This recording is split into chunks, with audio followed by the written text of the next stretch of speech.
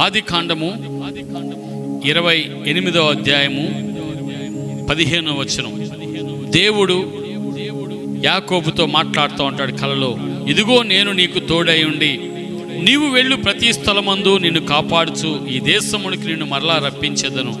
నేను నీతో చెప్పినది నెరవేర్చు వరకు నిన్ను విడువనని ఆయనతో చెప్తాడు. ప్రియులారా, తండ్రి అయినటువంటి ఇస్సాకు ద్వారా మోసముతో ఆశీర్వాదాన్ని తీసుకున్న తర్వాత తన అన్న అయినటువంటి ఏశావుకు భయపడి తను వారి బంధువు అయినటువంటి లాబాను యొద్దకు ఈ యొక్క ఇస్సాకు రెబ్కాలు యాకోబుని పంపించి వేస్తున్నప్పుడు ప్రయాణంలో ఒక చోట ప్రొద్దుగూకినప్పుడు ఒక చోట ఇక ఒక రాయిని ఒకటి తీసుకుని తలగడిగా చేసుకుని అక్కడ యాకోబు పండుకున్నప్పుడు ఒక కల వస్తుంది.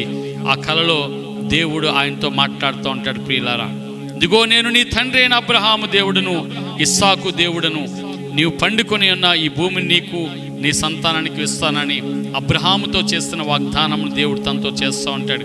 కాబట్టి నువ్వు భయపడొద్దు, నేను నీతో ఉంటాను, నీతో చెప్పింది ఎంత కూడా నేను నెరవేరుస్తాను, నేను ఏమాత్రం కూడా విడువను అని అక్కడ చెప్పినప్పుడు యాకోబు నిద్రలేచి నిశ్చయముగా యెహోవా ఈ స్థలముందున్నాడు అనుకుని అక్కడ ఏం చేస్తాడంటే ఒక రాయిని స్తంభముగా నిలిపి దానికి బేతేలు అని పేరు పెడతాడు. దేవుని నామానికి స్తుతి కలుగును గాక. ఆమేన్.